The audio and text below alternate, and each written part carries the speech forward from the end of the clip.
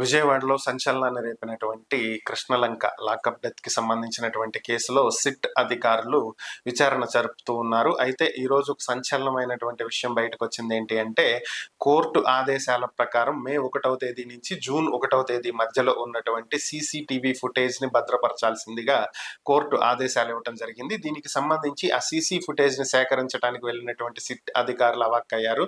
ఎందుకంటే మే నెల నుంచి జూన్ నెల వరకు ఉన్నటువంటి ఫుటేజ్ మొత్తం కూడా డెస్ట్రాయ్ అయిపోయి ఉంది. ఈ నెల రోజులకి సంబంధించినటువంటి ఫుటేజ్ ప్లేస్ లో కేవలం 2 రోజులకి సంబంధించినటువంటి ఫుటేజ్ మాత్రమే ఉండటం జరిగింది.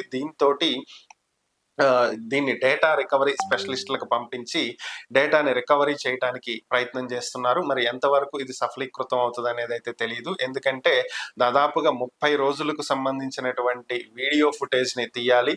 అలాగే ప్రతిరోజు 24 గంటలు 30x24 గంటలు ఫుటేజ్ ని అంతా జీబీలో కాదు టీబీలో ఉంటది వీడియో ఫుటేజ్. కాబట్టి ఈ డేటా మొత్తాన్ని కూడా రికవరీ చేయాల్సి ఉంటది. రికవరీ స్పెషలిస్టులు దీని మీద కుస్తీలు పడుతున్నట్లుగా తెలుస్తుంది.